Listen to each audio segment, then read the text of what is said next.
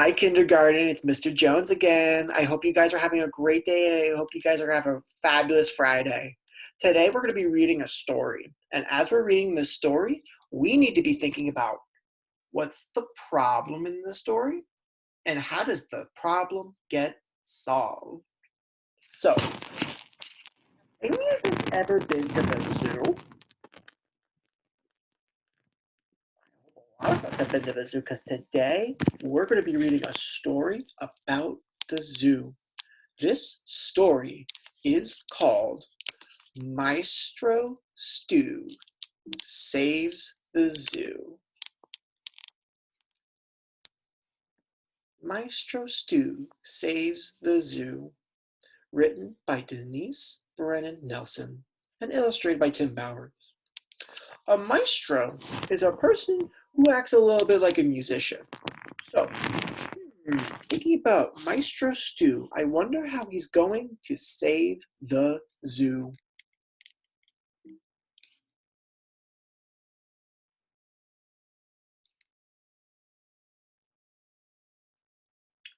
Since he was knee-high to a grasshopper, Stu had been visiting the nearby zoo. He visited so often that everyone at the zoo knew him by name, even the animals.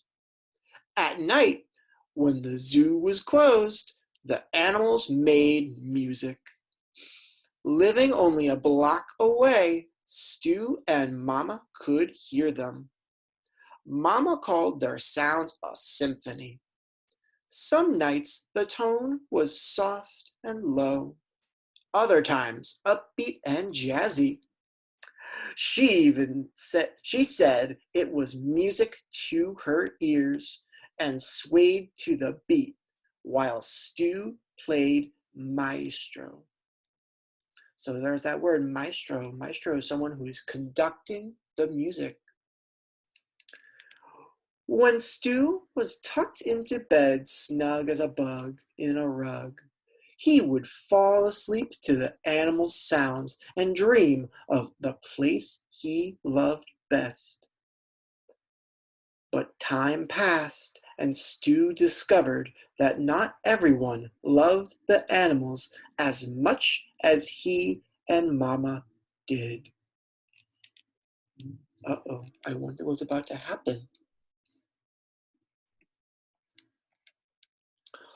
Mr. Cooper wanted to tear the zoo down so he could build a mall. And he had no use for the animals. They would have to go. But first, he would have to convince the city to sell him the zoo. Mr. Cooper went to every city meeting. He rubbed elbows with the fat cats in their ivory tower every chance he got. He padded their pockets, bought them extravagant gifts, and sent them on expensive trips.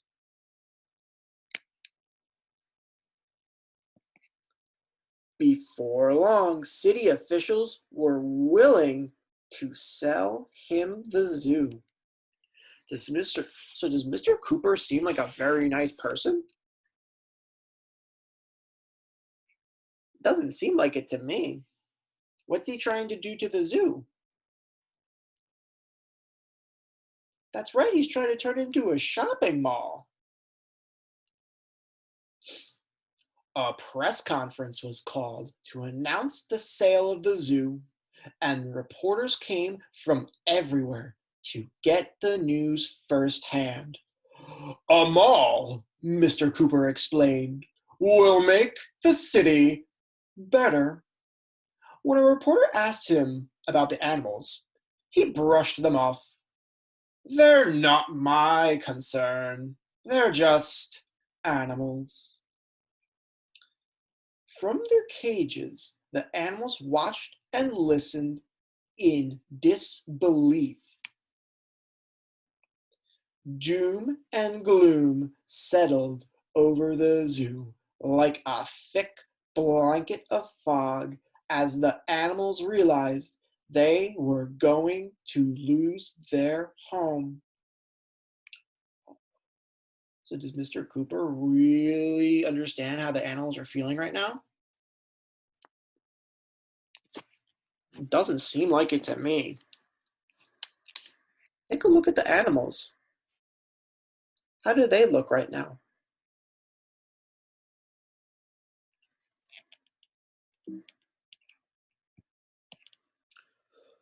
Lion took the bull by the horns. He sent out a memo to every creature in the zoo announcing an emergency meeting. Attend a high priority meeting. No monkey business. Midnight on the dot. Lion's Lane, a quarter mile due south as the crow flies. Mum's the word. When they say mum's the word, that's kind of like saying it's a password to a secret meeting. So you'd have to say the password in order to actually go to the meeting. So does this seem like an emergency? It seems like an emergency meeting's about to happen. Late that night, while the security guard was taking a cat nap, the animals gathered to discuss the news. They were in an uproar. Polar Bear was coming apart at the seams. Pull yourself together, Rhino said. Lion took control. Calm down, everyone. How do you think so? The Polar Bear looks very upset right now.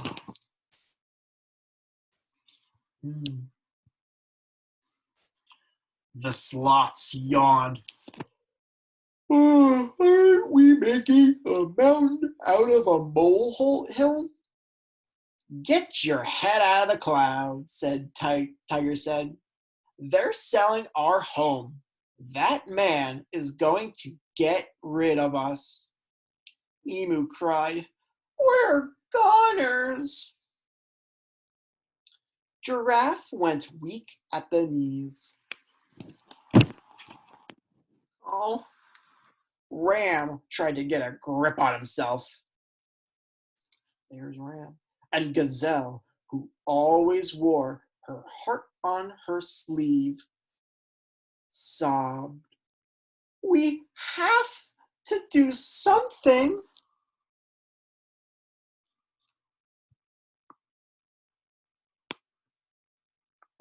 Stu couldn't keep quiet any longer and stepped out of the shadows.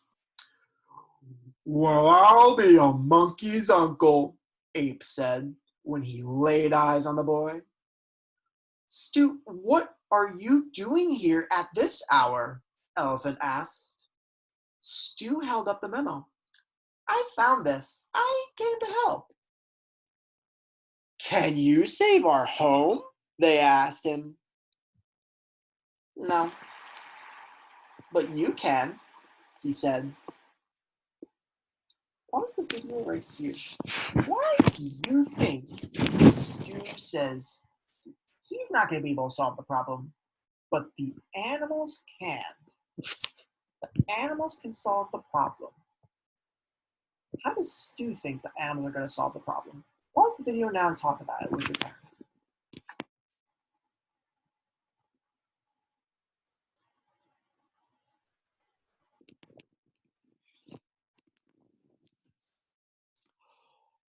What can we do? Wildebeest said.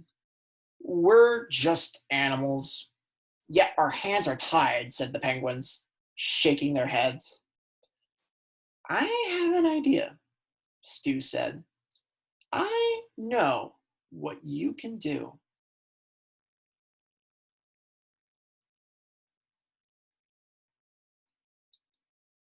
The animals wanted to hear more. We're all ears. They listened intently as Stu shared what he had seen and heard from them over the years and how Mama called it a symphony. Maybe their musical talents could help save the zoo. A concert was planned and the details were worked out. The animals left the meeting, dog-tired, but bound and determined to save the zoo, their home. So it sounds like they're going to try to plan a concert. I wonder how everyone is going to react to the animal concert. In the wee hours of the morning, the animals prepared for their debut. Peacocks fluffed their feathers, elephants took a bath, and tuxedo-clad penguins paced with butterflies in their stomachs. The animals took their places.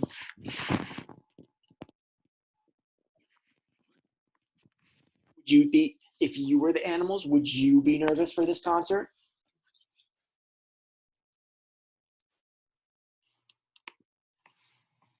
The gates opened at precisely 10 a.m. With baton in hand, Stu conducted the elephants to raise their trunks and play the first note. Slowly but surely, with cues from Stu, the other animals joined in. Squeaks and bellows, gurgles and chirps, clucks and pitters, grunts and twitters, croaks, snorts and caws, cracks, squawks, brays and whistles, barks and bleaks and coos, hoots, wails and whinnies and squeals, hisses and howls, mews and growls, all came together in a symphony of sounds. How do you think it sounds right now? And how do you think everyone else thinks it sounds? The music filled the zoo and wafted into the heart of the city. Everywhere, people stopped and listened. Reporters and camera crews scurried to capture the phenomenon. And by the time the animals played the final note, you could have heard a pin drop.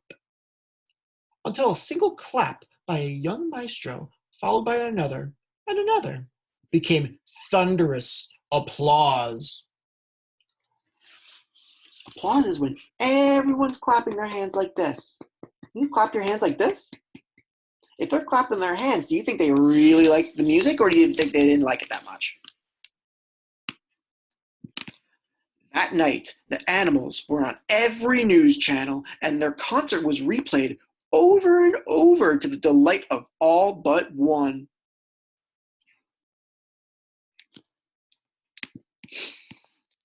Tickets to the zoo started selling like hotcakes as people came from all around to hear the animals' symphony.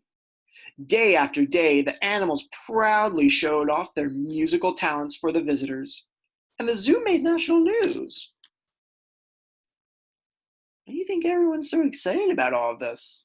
Have you guys ever heard an animal concert? You think they've heard an animal concert?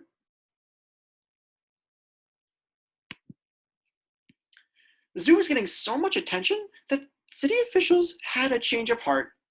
A press conference was called to announce their decision not to sell it after all. The animals were thrilled that they had saved their home.